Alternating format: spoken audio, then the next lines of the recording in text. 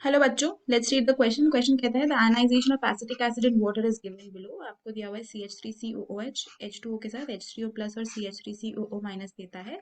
तो आपको दो कॉन्जुगेट एसिड बेस पेयर्स बताने हैं इसके आयनाइजेशन में। ठीक है, तो अगर हम इस क्वेश्चन में बात करते हैं अबाउट द की कॉन्सेप्ट, तो यहाँ पे हमारा कॉन्जुगेट एसिड बेस कॉन्सेप्ट ही हो जाएगा की कॉन्सेप्ट, है ना। कॉन्जुगेट एसिड बेस कॉन्सेप्ट की ही बात करेंगे। तो देखो, एसिड का कॉन्जुगेट बेस होता है और बेस का कॉन्जुगेट एसिड होता है। और हमें कैसे पता चलता है? अगर मुझे एसिड का बताना है कि कॉन्जुगेट बेस कौन सा होगा, कोई भी एसिड हो सकता है, उसका कोई भी कॉन्जुगेट बेस हो सकता है।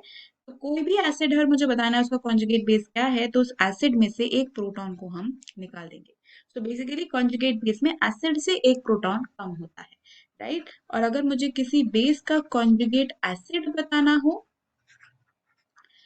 तो कॉन्जुगेट एसिड में बेस से एक प्रोटॉन ज्यादा होता है, तो उसमें हम H प्लस ऐड कर देंगे तो हमें कॉन्जुगेट एसिड मिल जाएगा, राइट। तो आपके पास ये इक्वेशन है that CH3COOH in the presence of water gives H3O plus and CH3COO minus.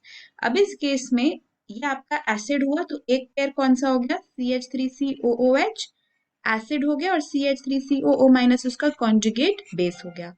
फिर अगर हम बात करते हैं वाटर की, तो H2O और H3O प्लस है। तो H2O में आप H प्लस ऐड कर रहे हो, और जिस केस में आप H प्लस ऐड करते हो उसमें बेस का कॉन्जुगेट एसिड बनता है, तो H2O एक बेस हो गया और H3O plus एक acid हो गया। The water acts as an acid as well as a base. It is amphoteric in nature in this aspect.